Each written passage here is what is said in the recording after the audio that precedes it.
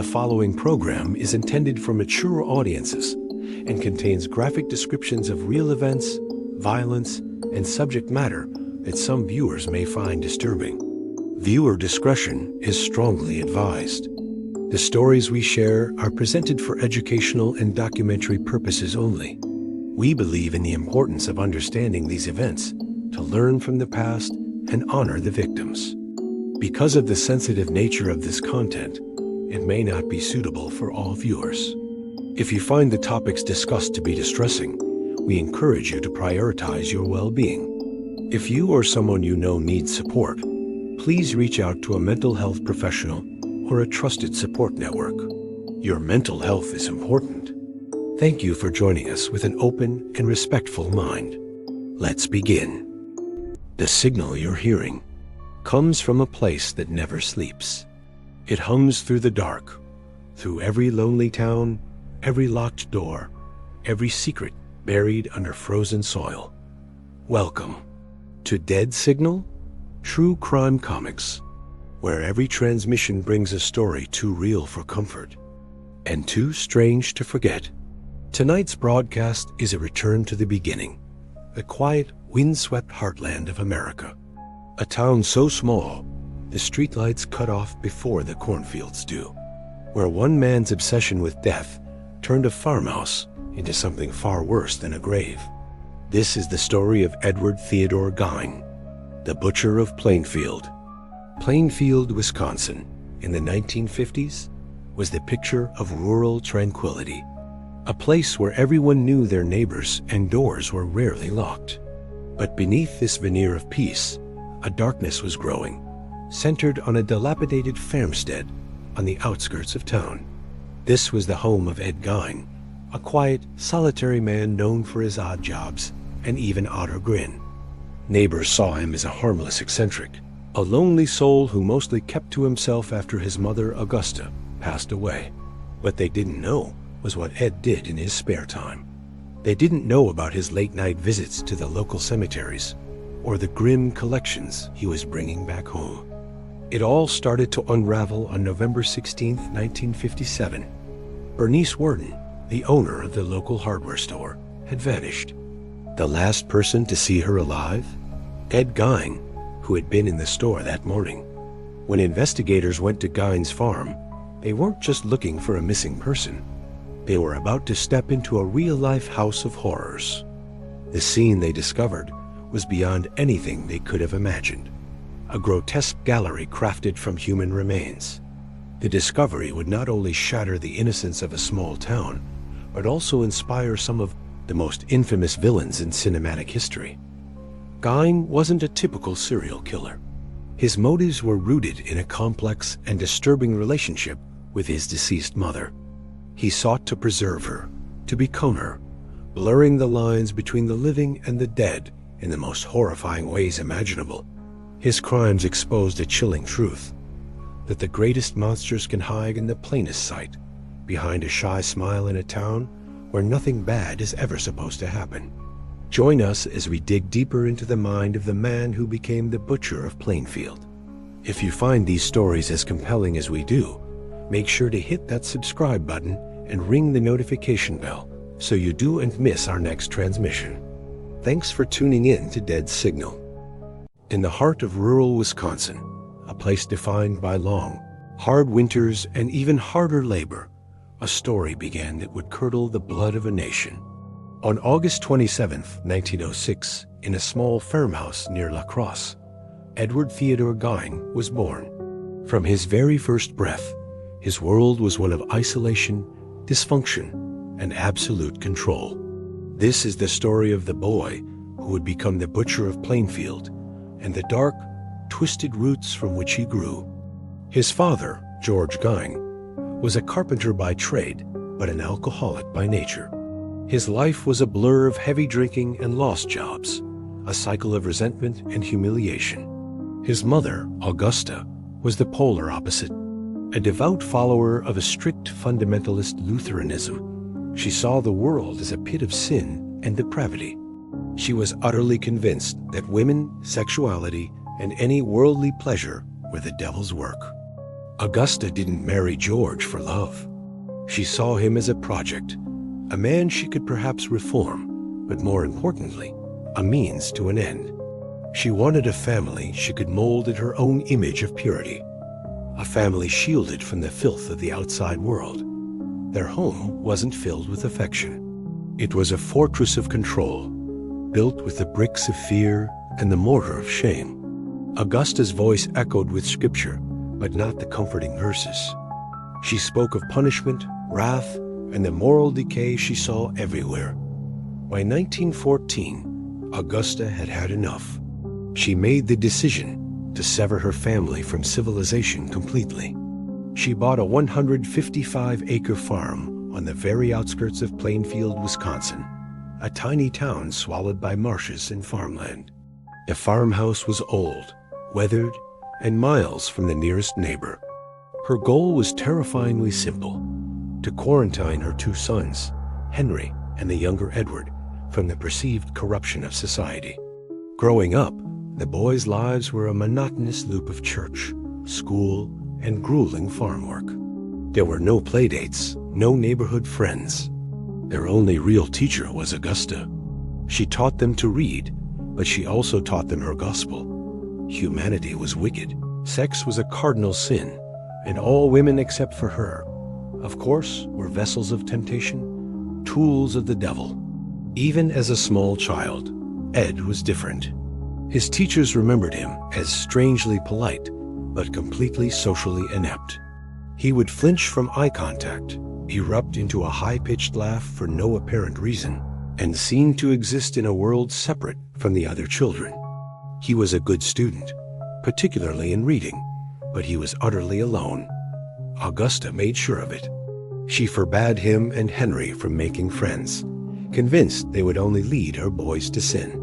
Every day after school, Ed would hurry home, back to his chores and his Bible studies, back to his mother's suffocating embrace.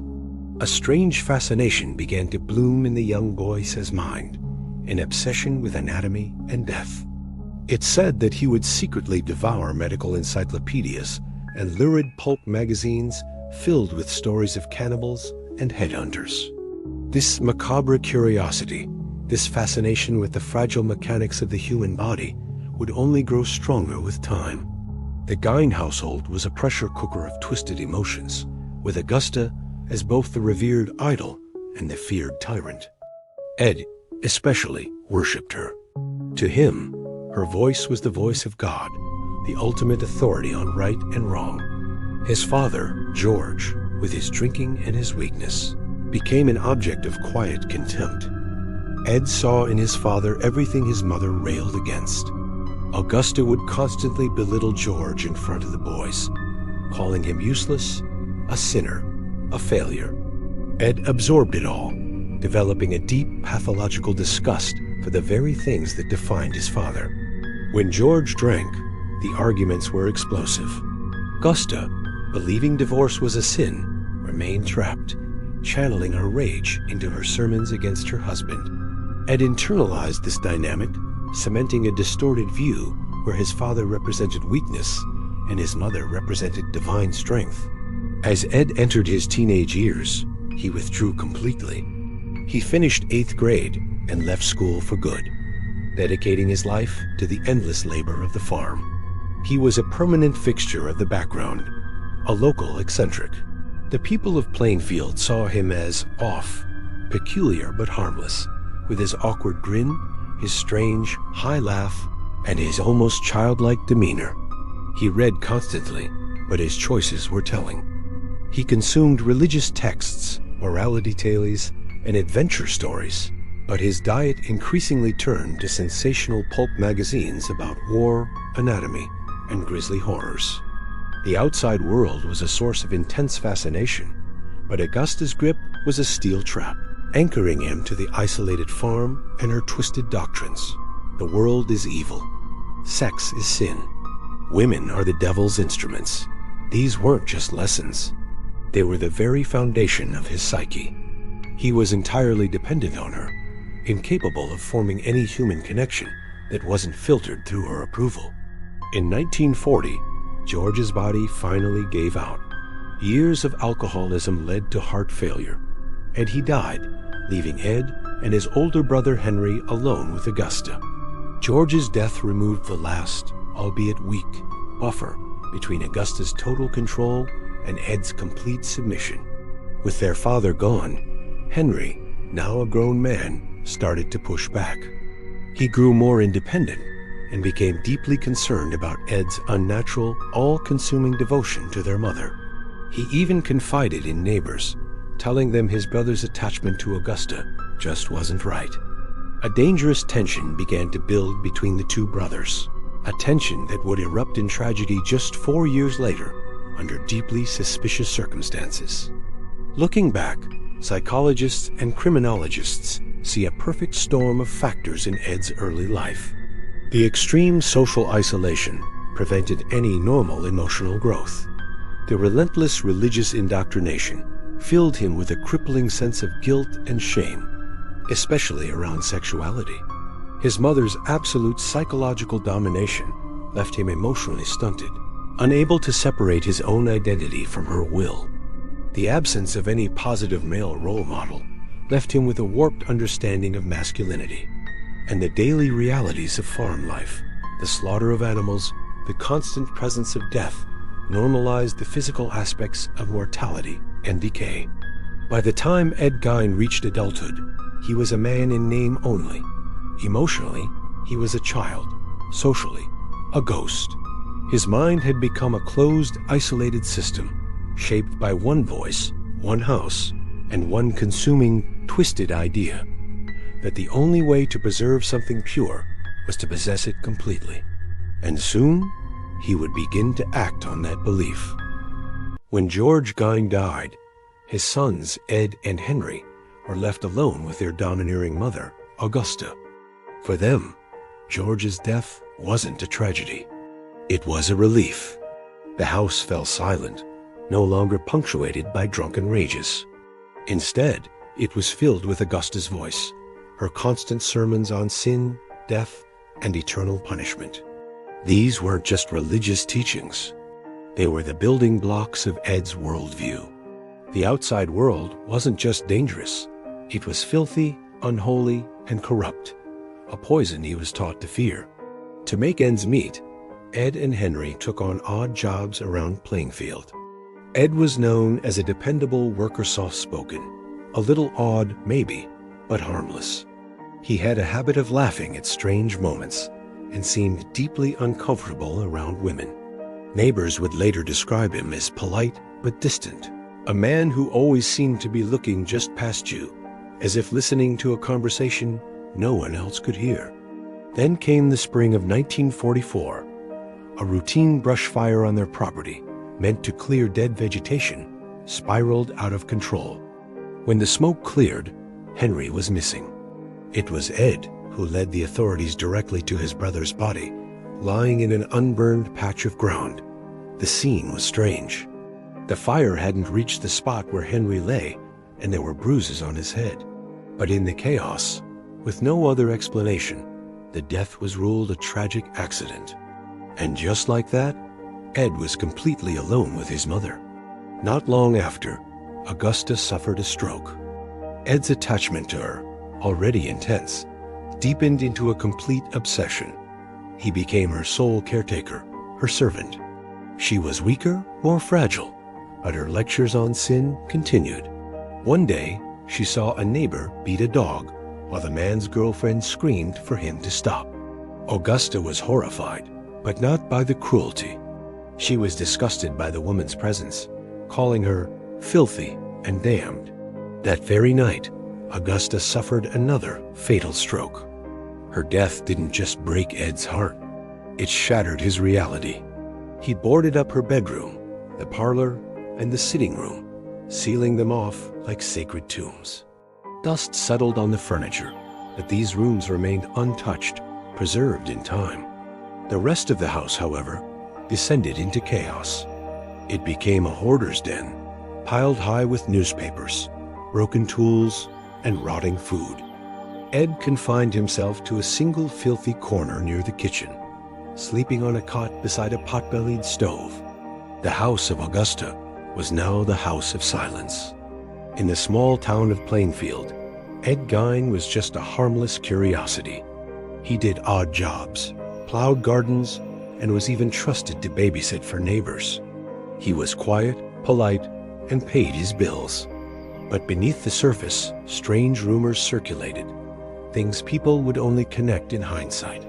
He had a growing collection of medical journals, pulp magazines about cannibals, and books on human anatomy. He became obsessed with stories of grave robbing. He even showed off shrunken heads to local boys, claiming they were souvenirs from the South Pacific. They were, in fact, human facial skins he had meticulously preserved. His behavior grew more erratic. He was known for his high-pitched, unsettling giggle that would erupt for no reason. His fascination with women who resembled his mother, middle-aged, heavy-set, became more pronounced. He cut their pictures from magazines, creating bizarre scrapbooks. He began talking to himself, and some recalled him mentioning wanting to experiment with body parts, or saying things like, "I could make a whole woman if I had the parts." But in a town of 700 people, where everyone knew everyone, Ed was just odd Ed. Nobody imagined he was dangerous. Inside the farmhouse, time had fractured. Augusta's rooms were pristine shrines, gathering dust but otherwise untouched. The rest was a landscape of decay. After his mother's death, Ed's nightly activities took a sinister turn. He started visiting local cemeteries. He would later claim he'd enter a trance-like state, a blackout, and would simply wake up standing among the gravestones. During these episodes, he began exhuming the bodies of recently deceased women. He was selective, choosing only those who physically resembled his mother. He brought the remains back to his farm, where his obsession with anatomy morphed into grim artistry. He dissected them, experimenting with tanning their skin. He fashioned grotesque household items, chair seats, lampshades, gloves, and bowls. The farmhouse was no longer just a home. It was a laboratory for his delusions, a workshop of death. As the years of isolation wore on, Ed's psychosis evolved. He developed a chilling new goal. He believed he could resurrect his mother, or failing that, become her. He crafted what he called his woman's suit from the preserved skin of the women he de-unearthed. It was a full torso vest, complete with leggings and a mask made from a human face. Under the moonlight, he would wear this suit, wandering his property, lost in the delusion that he was inhabiting Augusta's spirit. He told police it made him feel close to her. From 1947 to 1957, Ed Gein lived in almost total isolation, his sanity completely unraveling. He was a ghost, surviving on odd jobs, reading by lantern light, and spending his nights among the dead. The farmhouse grew darker, layered with filth and the stench of his gruesome work. Forensic psychology now helps us understand the patterns of his psychosis. He experienced dissociation, claiming another part of him committed the grave robbings. His belief that he could bring his mother back was a clear delusion.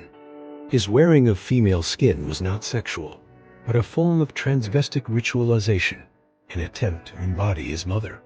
A decade of untreated mental illness, fueled by profound isolation, allowed these fantasies to take complete root. He didn't find pleasure in the dead. He found a strange, twisted comfort. By the mid-1950s, Ed had almost entirely withdrawn from public life. But his dark fantasies were beginning to bleed into reality. He started watching local women who reminded him of Augusta. Women like Mary Hogan, a tavern owner who vanished without a trace in 1954. Locals joked Ed probably took her home, never imagining the horrifying truth in their words. 3 years later, in 1957, another woman disappeared. Bernice Worden, the owner of the town's hardware store, vanished, leaving behind only a trail of blood. This time, the investigation led deputies to a lonely, dilapidated farmhouse on the edge of town. The small community of Plainfield was about to discover the stomach-turning secrets that had been festering behind the boarded-up windows of Ed Gein. house of horrors for over a decade. In the quiet, unassuming town of Plainfield, Wisconsin, Ed Gein was a familiar, if slightly odd, fixture. By 1954, he was known as a harmless local handyman, a quiet and polite man who often traded his labor for a meal or a few old tools. He lived alone on the isolated family farm, a ghost in his own life. But beneath the tranquil surface of this small American town, a darkness was beginning to fester, a horror that would soon shatter the illusion of peace. This is the story of the man who became the blueprint for some of cinema's most terrifying villains. This is the story of Ed Gein. Mary Hogan was everything Ed's domineering mother, Augusta, had railed against. She owned the local tavern, was known for her boisterous laugh, sharp tongue, and independent spirit. She was a woman who lived by her own rules. For Ed, who had been taught his entire life that women like Mary were vessels of sin, she was an object of both fascination and repulsion. This internal conflict, instilled in him by his mother, was a ticking time bomb. On a cold December evening in 1954, that bomb went off. Mary Hogan vanished from her tavern. The only clues left behind were a chilling streak of blood on the floor and a single empty shell casing from a .32 caliber pistol. The town was puzzled, but without witnesses or leads, the investigation stalled. People even joked about it. One local, seeing Ed nearby, quipped, "Maybe old Ed Gein carried her off." Ed, with a faint, unsettling smile, replied, "She's not missing, she's at the house right now." Everyone laughed. No one took him seriously. It was a fatal mistake. 3 years passed.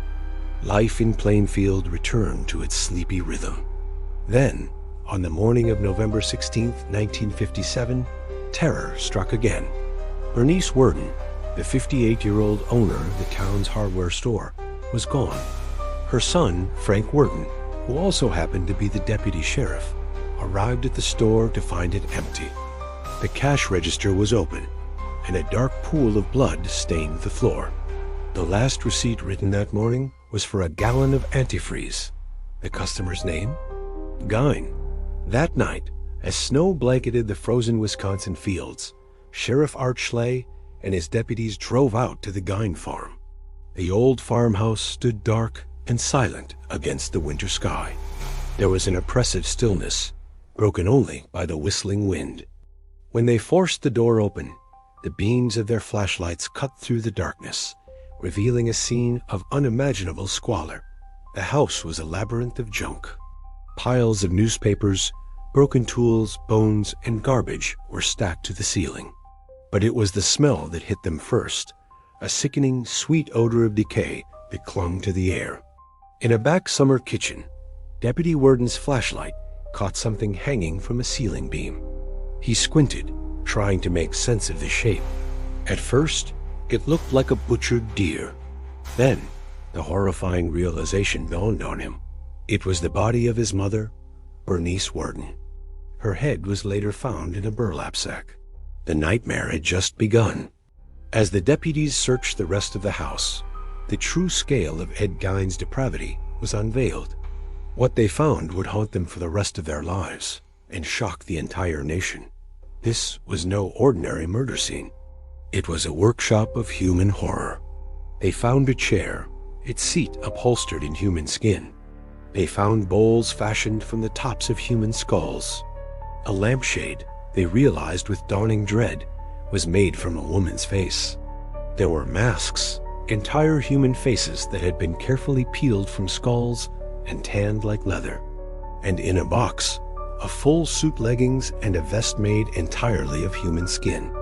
One box contained 9 preserved female vulvas. Another held the face of Mary Hogan, the tavern owner who had disappeared 3 years earlier, kept like a grotesque trophy. The hardened, seasoned officers, men who thought they had seen everything, ran outside into the snow and were violently sick. Police found Ed Gein later that night at a neighbor's house, calmly eating dinner. When they placed him under arrest, he was cooperative, almost docile. There was no resistance, no denial. He seemed relieved, as if a great weight had been lifted.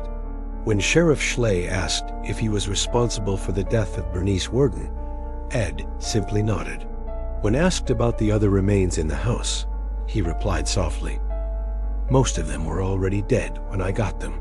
In his confession, Ed Gein explained his actions with a chilling, detached calm. He told investigators he had made about 40 nighttime visits to the local cemeteries. He claimed he would fall into a trance-like state and dig up the graves of recently buried women, specifically those who he felt resembled his late mother. He'd bring the bodies, or parts of them, back to his farm. When asked about the horrifying suit made of human skin, his motive became terrifyingly clear. He said, "I wanted to be her." To crawl inside her skin, his entire life had been a twisted monument to his mother, Augusta. After her death, the loneliness and isolation on the farm, combined with her years of psychological abuse, had caused his mind to completely unravel. He wanted to resurrect her, to become her, to literally wear her skin so she would never leave him again. Psychiatrists would later diagnose him with severe schizophrenia and a host of other profound mental illnesses. He was deemed legally insane, unfit to stand trial, and was committed to the Central State Hospital for the criminally insane. When a reporter asked him why he did it, his answer was simple and haunting. She never really left. "I just wanted to keep her close." The story of the Butcher of Plainfield became a national obsession. In a post-war America celebrating prosperity and wholesome family values, the horrors found on the Gein farm revealed a dark, rotten underbelly. It proved that real monsters didn't just exist in fiction. They could be your quiet, polite neighbor. Ed Gein's case would permanently scar the landscape of American culture. His story became the direct inspiration for some of horror as most iconic figures, the mother obsessed. Norman Bates in *Psycho*, the skin-wearing Leatherface in *The Texas Chainsaw Massacre*, and the Twisted Buffalo Bill in *The Silence of the Lambs*. But the chilling truth is that the real Ed Gein was far more disturbing than any fictional character. He wasn't a monster hiding in the shadows. He was a man hiding in plain sight. Ed spent the remainder of his life in a mental institution. He was described by staff as a model patient, quiet, mild-mannered, and compliant. He enjoyed reading magazines and working in the hospital craft shop. He died of cancer in 1984 at the age of 77 and was buried in Plainfield, right next to the mother he could never escape. His gravestone was repeatedly vandalized and eventually stolen. In 1958, his house of horrors burned to the ground, an act of arson widely believed to have been committed by locals desperate to erase the stain on their town. Today, all that remains is an empty, overgrown field, a silent patch of land where one of America's most disturbing minds lived, worked, and descended into a madness that still haunts us to this day. Thank you so much for watching. If you found this dive into one of history's darkest cases interesting, please hit that like button and subscribe for more deep dives into the stories that shape our world.